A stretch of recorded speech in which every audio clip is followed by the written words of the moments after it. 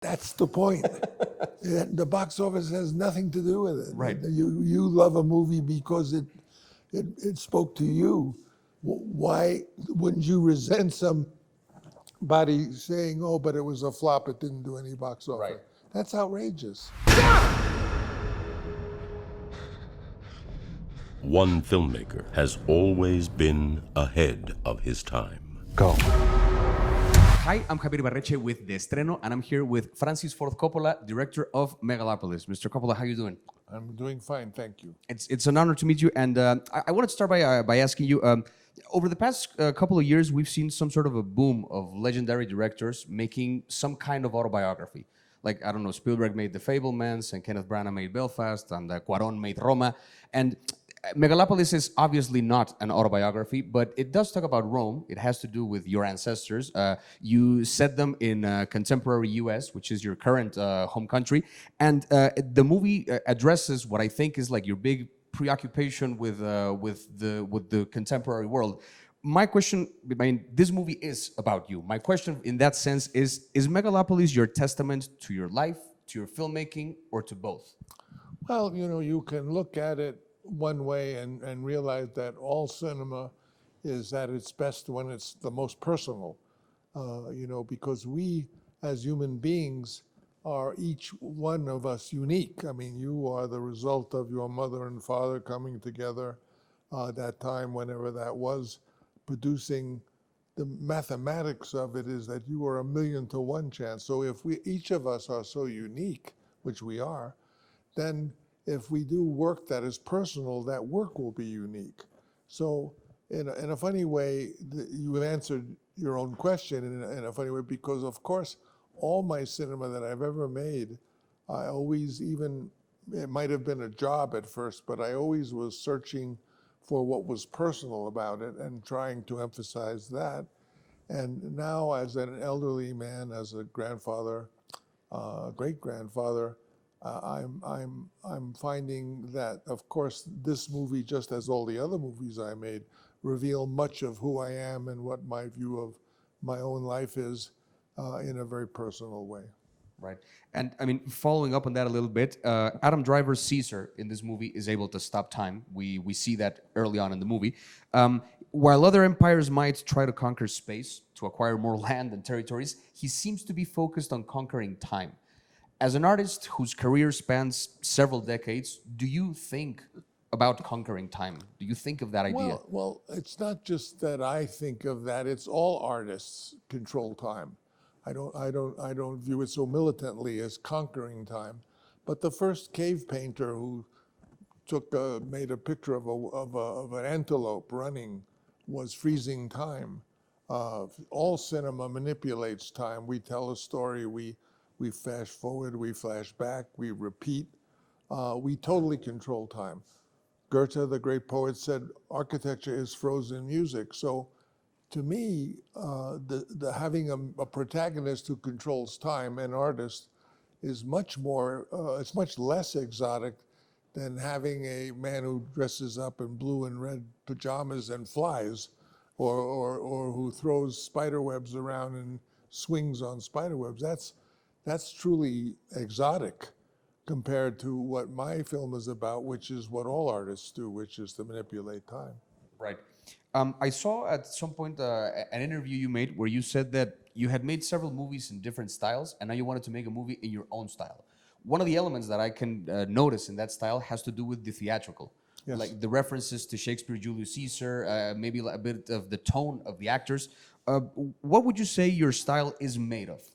I think, thinking about it, my style seems to be to poeticize a moment like a Rumi or a Gerard Manley Hopkins, but to take that to the very edge of plausibility. In other words, to take a poetic vision to such an extreme degree that if you take it any further, you fall into an abyss. And I realized that not only as an older man, essentially I had done that with this film, but I did it with Apocalypse Now. I took a poetic, a surreal vision of the Vietnam War, and I made it so surreal that I almost couldn't figure out how to do an ending. And that's right on the brink of disaster. But even as a student, I once did a production of Tennessee Williams' This Property is Condemned. Must have been 17 or 18. And I made the play in black and white. And when the character Blanche shows up, she introduced color, and then the color got brighter and brighter until in the famous ending when she is raped by Stanley, it goes back to black and white again. And this is a play, by the way, college play. Right. And then at the end, when they took her away to the insane asylum, and she says, I've always depended on the kindness of stranger, which is a beautiful line, and takes her off. I didn't have curtain calls. And the audience got furious at me, but I had taken that to the brink. I mean, when you do a play and there's no curtain calls at the end, which the audience expects. So I realized that really this style of trying to find something poetic to the extreme where it is on the brink of disaster, it seems to be my style. Right. And I was wondering around that, at a production level, this movie is already historical in the sense that because of the scale of it and the fact that you financed the whole project from the very beginning. As a filmmaker or as an artist in general, is that creative freedom worth the financial risk? Well, I would ask the question the other way entirely. Is financial risk any danger at all? Why would I worry about finance? I don't even believe that money is valuable. I think if I took all my friends and risked having their friendship, that would be a risk. Right. But to risk money is like risking something that's unreliable anyway.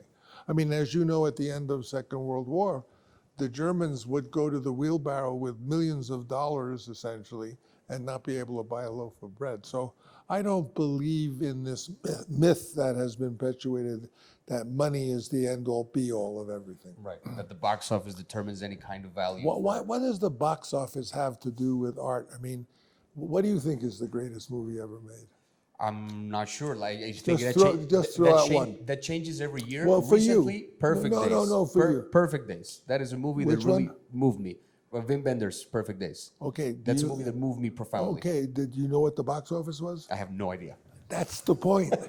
The box office has nothing to do with it. Right. You love a movie because it spoke to you. Why wouldn't you resent somebody saying, oh, but it was a flop, it didn't do any box office? Right. That's outrageous. It's irrelevant. In that sense, to this day, I mean, completely disregarding the idea of the box office, but as the movie, as the quality of the movie, and as to how many people have been moved by it, to this day, many regard The Godfather as the greatest movie ever made. But how do you, as a director, determine which of your movie is the greatest? Do you concern yourself with that at all? My movies are like my children. If you ask me which of my children is the best, I love them all, and my grandchildren. Right. So, there are some things that don't fall into arithmetical analysis. Numbers aren't everything. Right. And going a little back to the... You have children? I don't. Oh. No, not yet. Well, I wish you will have many and you'll be overjoyed with them. And I mean, speaking of children, actually, the idea of a lot of artists, they make their work kind of like to leave something for the rest of time, to like endure. A lot of people also have children to leave something behind in the world. You made the comparative right now between your children and your movies. Not in the sense of which is the greatest, obviously, but what do you take pride of in your movies and in your children? Like, is there something that you, as the maker of both, take pride of in them? I take pride in, number one, in my children, and I take pride in all the movies I was able to make, and I take pride in all the movies my children have made. So I'm very blessed person. All right. Mr. Coppola, this has been an absolute privilege Call to be me able... Tio Francis? Papito. Paquito. Tio Paco, this has been an absolute privilege to be able to interview you. Congratulations again on one more children getting to know the world, and thank you for your time. Thank you. Go. Francis Ford Coppola's Megalopolis.